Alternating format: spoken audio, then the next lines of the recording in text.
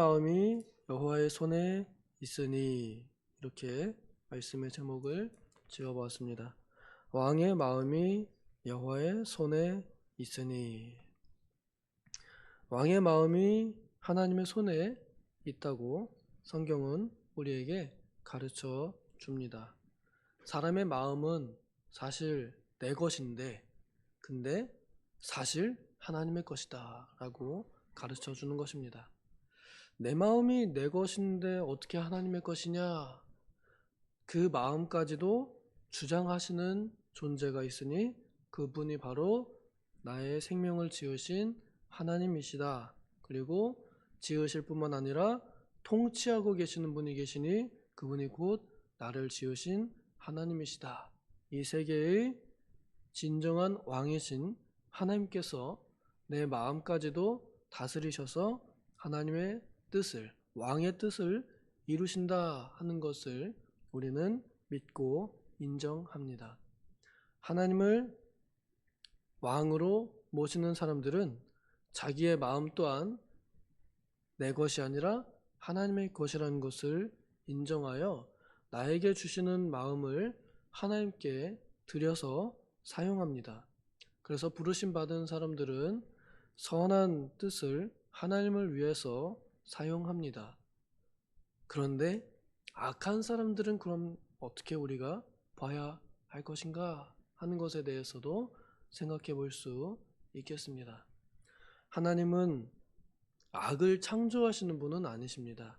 죄의 조성자가 아니십니다. 그러나 죄의 심판자이시고 죄의 판단자이십니다. 그리고 언제나 죄의 선택과 죄의 책임은 죄인 본인에게 있습니다.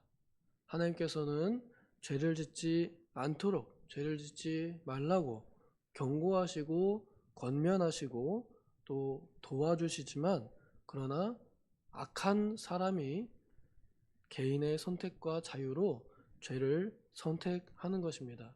무너진 양심으로 죄의 굴레에 빠져가게 되는 것입니다. 그래서 하나님께서는 그 죄에 대하여 죄값을 치르시고 또 죄값을 요구하시고 그 죄값으로 징벌하십니다.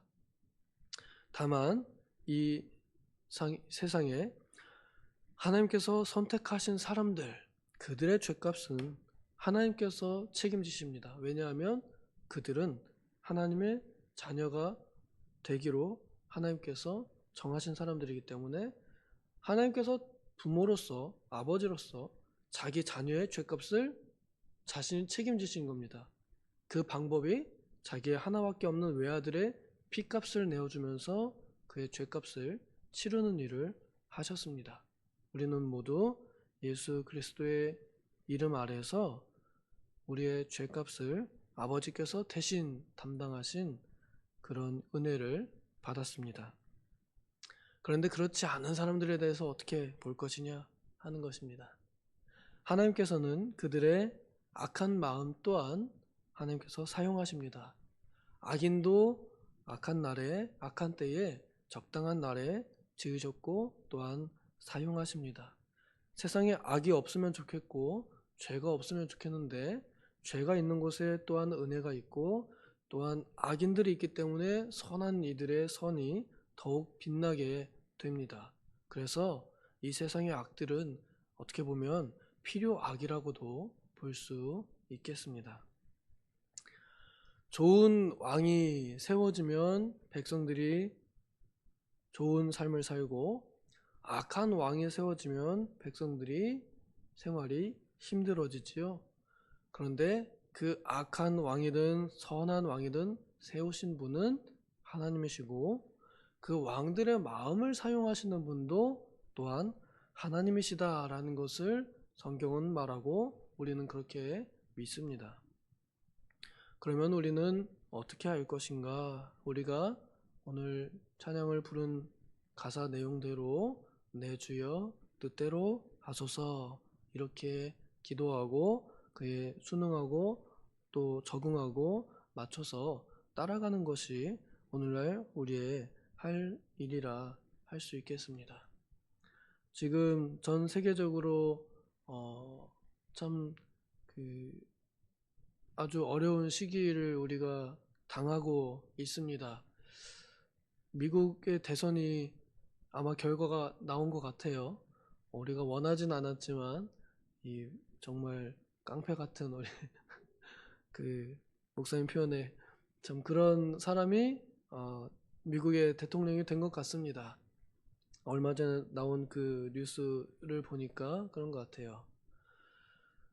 다 장단점이 있습니다. 누가 되든지 장단점이 있습니다. 사람 자체를 보면은 참으로 난폭하고 뭐 이런 사람이 대통령이 되는가 싶기도 한데, 근데 그를 지지하는 당을 보면은 기독교적인 가치관을 그래도 추구하는 당이 더 가깝거든요. 그러니까 다 장단점이 있습니다. 사람으로 보면은 민주당 사람이 더 낫고, 당으로 보면은 공화당이 더 낫고, 그래서 어느 쪽을 선택해야 될지 참으로 어려운 이 선거이었으리라 생각이 듭니다.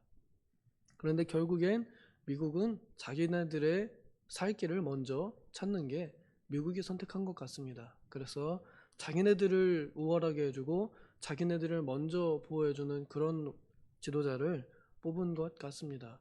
그게 미국의 선택이라면 그것 또한 하나님께서 그들의 마음을 사용하셔서 그 사람을 세우셨다, 이렇게 우리는 믿고 받아들여야 할 것입니다. 하나님께서는 악한 자들도 악한 날에 사용하십니다. 에집트 왕 바로 왕을 하나님께서 그의 강팍한 마음 그대로 내버려 두셔서 오히려 하나님의 영광을 더 드러내시는 데에 사용하셨습니다. 또한 고레스 왕, 하나님께서 이방 나라 왕이지만 또한 사용하셔서 하나님의 나라 이 이스라엘과 또 그 성전을 다시 세우는 일에 사용하셨습니다. 사울 왕, 하나님께서 세우시고 폐하셨습니다. 또 다윗 왕, 하나님께서 그를 찾아 양들을 따르는 데서 이스라엘의 지도자로, 이스라엘의 목자로 세우셔서 하나님의 마음에 합한 자를 두시고 하나님의 나라를 또한 세우셨습니다. 하나님께서는 악한 자이든 또 선한 자이든 하나님께서 원하신 대로 사용하여 하나님의 뜻을 이루십니다. 그럼 그 안에 있는 우리들은 또한 어떻습니까? 선한 왕을 세우셨을 때에는 선한 일에 협력하고, 악한 왕을 세우실 때에는 또한 선한 일을 추구하면 됩니다. 그럼 선한 일이란 무엇입니까? 우리가 세상 지도자들을 위하여 기도할 것에 대해서 디모데에게 주는 편지를 통해서 배웁니다. 위정자들을 위해서 기도하여라. 이는 너희가 평안한 신앙생활을 계속하기 위함이니라 하고 가르쳐 줍니다. 우리는 우리의 신앙생활을 유지할 수 있도록, 우리의 신앙의 자유를 지킬 수 있도록 그것을 위해서 우리는 우리의 믿음을 지키고 또한 우리의 행동과 우리의 선택을 정해야 할 것입니다. 우리에게 선택권이 있다면, 우리에게 정치에 참여할 기회가 있다면, 우리에게 투표권이 있다면, 그러면 우리는 우리 신앙을 지킬 수 있는 쪽으로 정치를 하고 또 투표를 하고 그렇게 참여할 일이 필요하고, 또 이번에 우리가 그 포괄적 차별금지법 반대한다 하는 이 운동을 했잖아요. 우리의 신앙을 지키기 위한 행위들은 우리가 할 수 있습니다. 그러나 하나님께서 세우신 질서를 흐트리는 일이나 아니면은 하나님께서 세우신 권위를 무시하거나 혹은 그를 막 뒤집으려고 하는 이런 것들은 또한 하나님의 뜻이 아닙니다. 만약에 그런 것이 하나님의 뜻이었다 그러면 이스라엘 백성들이 반역하는 것들을 하나님께서 받아들이시겠지만, 하나님께서는 반역하는 것을 받아들이지 않으시고, 반역은 언제나 항상 모세를 대항하는 반역자들도 다 존중하지 않으셨어요. 땅이 입을 벌려서 다 삼켜버리게 하셨습니다. 또 이스라엘 백성들이 포로로 끌려간 그 땅을 하나님께서 뒤집지 않으셨습니다. 그 땅에서 잘 살아라 하고, 니들 거기서 반역하지 말고 거기서 끌고 간 그 왕을 섬겨라 하고 하나님께서 말씀하십니다. 그래서 우리 하나님의 백성들이 누구를 진정한 우리의 왕으로 모시고 살 것인가 하는 것을 하나님께서는 누누이 우리에게 가르쳐 주십니다. 우리의 왕은 윤씨도 아니고 이씨도 아니고 우리의 왕은 예시입니다. 우리의 왕은 우리의 구주 예수 그리스도이십니다. 누구를 왕으로 모시고 살 것이냐 하는 것이지요. 누구를 위하여 살 것이냐 하는 겁니다. 우리의 마음이 누구의 손안에 있느냐? 하나님의 손안에 있습니다. 그래서 우리의 왕은 하나님이십니다. 또한 하나님께서 왕으로서 내가 마음에 들지 않는 후보를 세우시고 내가 마음에 들지 않는 이를 지도자로 세우셨다 하더라도 그 마음을 세우신 이도 또한 하나님의 마음입니다. 그러므로 왕의 마음이 하나님의 손 안에 있습니다. 하나님께서는 그를 통해서도 또한 역사하실 것입니다. 우리가 볼 때에 북한의 이 김씨 부자들, 또 지금 러시아에 전쟁을 일으킨 장본인, 그 다음에 또 저 이스라엘에 전쟁을 일으키는 사람들, 우리가 볼 때는 도대체 왜 그런가, 그냥 있는 대로만 살아도 괜찮을 것이고 또 그렇게까지 폭정을 하지 않아도 될 텐데 왜 그렇게까지 하는가, 우리는 정말 이해할 수가 없습니다만, 오히려 또한 그를 통해서도 하나님께서는 세계 정세를 사용하시고 하나님의 뜻을 이루어 가십니다. 우리는 알 수 없습니다만 우리 담임 목사님께서 가르쳐 주시듯이 좀 더 그리스도의 재림이 임박했음을 알리는 데에 이 처처의 이 난리의 소문들을 일으키는 그런 역할로 쓰시는 것은 아닌가, 저는 조심스럽게 생각해 봅니다. 그런 일들이 없이 그냥 천하태평 모두가 다 룰루랄라 이러고 있으면 모두가 다들 마음에 경각심이 없어가지고 예수님의 재림이 별로 달갑지 않을 수 있어요. 아, 주님 너무 편합니다. 좀 나중에 오세요. 이럴 수 있어요. 그런데 국제 정세가 이러면 주님 빨리 오세요. 이렇게 주님의 오심을 고대하게 만드는 이런 역할도 할 수 있겠다 싶습니다. 물론 지금 당장 전쟁으로 인해서 고통받는 이 백성들에게는 너무나 안타까운 일입니다만 우리나라도 그런 경험을 했습니다. 우리나라도 일제 강점기를 당했고 또 그 6.25 전쟁으로 공산 치하를 맛보았고 당해보았고 그랬습니다. 그래서 그 안에서 또 독재 정권 아래에서 우리가 그에 맞서기도 하고 또 그에 순응하기도 했었습니다. 그러면서 하나님의 뜻이 무엇인지를 배우기도 하고 또 찾아가기도 했습니다. 그래서 오늘날 이 대한민국에 한국교회를 이렇게 세워 놓았지요. 하나님의 나라를 이만큼 세워 놓았고 하나님의 일들을 많이 했습니다. 그 안에서 많은 기독교인들이 독립을 외쳐야 할 때는 독립을 외치고 순종을 외쳐야 할 때는 순종을 외치며 하나님의 뜻이 무엇인지를 찾아갔습니다.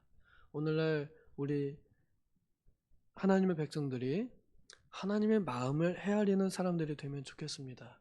그래서 하나님께서 세우신 지도자의 마음이 내 마음과 같지 않아요. 누구든 내 마음과 같지 않아요. 하지만 내 마음과 같지 않다고 해서 미워하거나 싫어하는 것이 아니라 그 마음 안에서 역사하시는 하나님의 뜻을 헤아려 보는 사람들이 되면 좋겠습니다. 그러면 함부로 그들의 결정이나 그들의 행동을 정죄하지 않을 것입니다. 오히려 하나님, 저는 비록 마음에 안 들고 제 생각이 안 맞지만 하나님 뜻대로 하십시오라고 하나님의 왕권을, 하나님의 주권을 인정하는 자세를 가지게 될 것입니다. 왕의 마음이 하나님의 손안에 있음을 인정하는 백성들, 그들이 하나님의 백성들입니다. 하나님의 백성으로서 그 본분과 그 위치를 잘 지키며 하나님의 왕 되심을 더욱더 고백하는 우리가 되기를 소망합니다. 기도하겠습니다.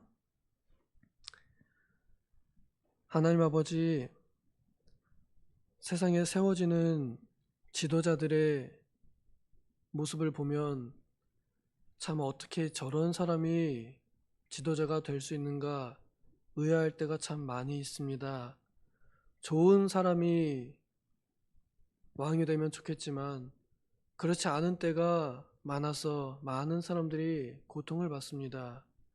그러나 그 또한 하나님의 손 안에 있음을 우리는 배우고 또 알고 있사오니 정말로 우리의 왕은 오직 예수 그리스도요 하나님뿐이심을 고백하고 인정하며 그 마음을 주장하시는 하나님의 뜻을 헤아려 함부로 감히 판단하거나 정죄하지 말고 주님의 뜻을 바라보며 주님의 뜻을 이루시라고 주님께 주권을 더욱더 높이는 우리가 되게 하여 주시옵소서.